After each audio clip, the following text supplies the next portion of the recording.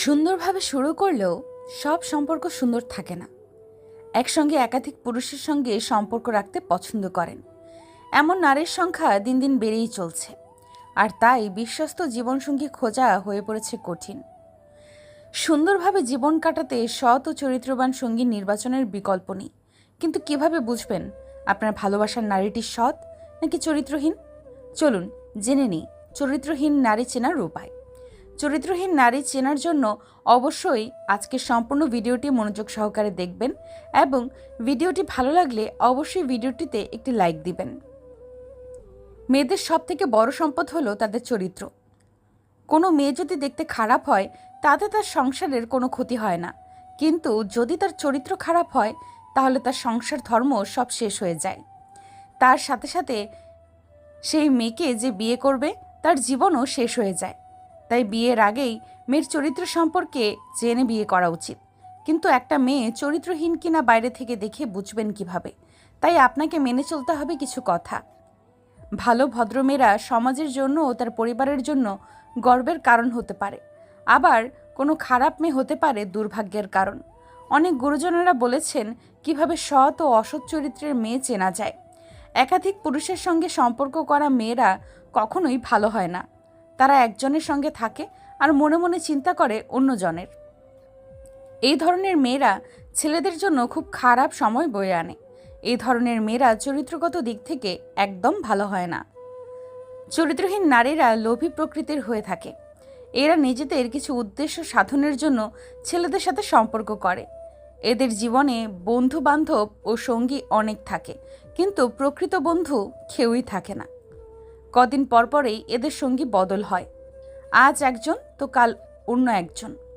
চরিত্রহীন নারীরা মূলত কোনো উদ্দেশ্য নিয়েই কোনো ছেলের সাথে মেলামেশা শুরু করে, আর সেই উদ্দেশ্য সাধন হওয়ার সঙ্গে সঙ্গে যত দ্রুত সম্ভব কেটে পড়ে। তখন আর কাউকে চেনে না। এদের জীবনে ইমোশনের কোনো দাম নেই, কারো ইমোশনের কথা এরা ভাবে না। চরিত্রহীন নারীরা সবসময় টাকা দেখে মানুষ পছন্দ করে। তারা ভাবে কার কাছ থেকে তারা বেশি সুবিধা পাবে। একজনের কাছ থেকে যদি ভালো কিছু পায় তাহলে তারা অন্যজনের কাছে চলে যায়। এদের চোখের দৃষ্টি খুব নির্লজ্জ প্রকৃতির হয়। চরিত্রহীন নারীরা ছেলেদের দিকে এমনভাবে তাকায় যেন সে তার ভেতর পর্যন্ত পড়ে নিয়েছে। এরা পুরুষের জীবনসঙ্গী হিসেবে একদম ভালো হয় না। এরা যখন তখন যে কারোর প্রেমে পড়ে যায়। এরা অল্পতে খুশি হয় না। এদের চাহিদা দিন দিন বাড়তেই থাকে। নিজের চাহিদা পূরণের জন্য অনেক পুরুষের সঙ্গে এরা সম্পর্ক রেখে থাকে।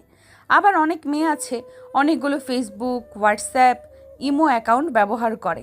এক একটা অ্যাকাউন্ট দিয়ে দিয়ে এক একটা ছেলের সাথে কথা বলে। আপনি হয়তো ভাববেন যে সে একমাত্র আপনার সাথেই কথা বলতেছে, আপনার সাথেই তার সম্পর্ক আছে, অথচ সে গোপনে অনেকগুলো সম্পর্ক রেখেছে। কিন্তু কেউ জানে না অনেক ছেলেদের সাথে কথা বলছে।